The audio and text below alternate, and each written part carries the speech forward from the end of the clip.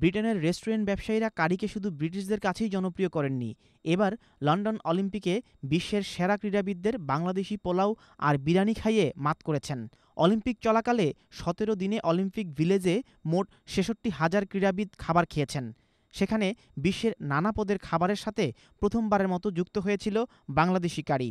British কারি অ্যাওয়ার্ডের প্রতিষ্ঠাতা এনাম আলীর restaurant লেরাজি Olympic ভিলেজে একমাত্র বাংলাদেশি রেস্টুরেন্ট হিসেবে হালাল খাবার পরিবেশনের অনুমতি পেয়েছিল। এটা সত্যি আমার কাছে কোনো ওয়ার্ড নেই।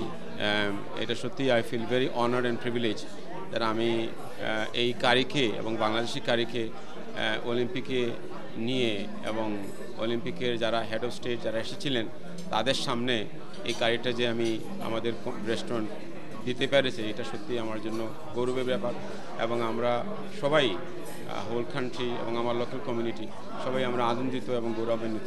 শুধু অলিম্পিকে নয়, প্যারা অলিম্পিকেও প্রায় ১৫০০ ক্রীড়াবিদদের জন্য খাবার প্রস্তুত রাখতে হবে লেরাজের শেফদের। প্যারা অলিম্পিকের উদ্বোধনী দিনে আয়োজন করা হয়েছিল মেনু লঞ্চিং অনুষ্ঠান।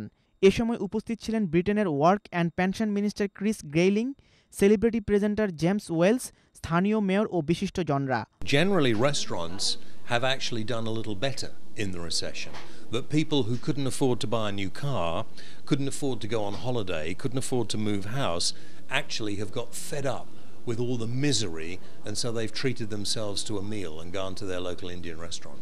অনুষ্ঠানে বক্তারা বলেন, অলিম্পিকের খাদ্য তালিকায় প্রথমবারের মতো কারির সংযোজন নিঃসন্দেহে ব্রিটিশ বাংলাদেশি রেস্টুরেন্ট ব্যবসায়ীদের বড় অর্জন।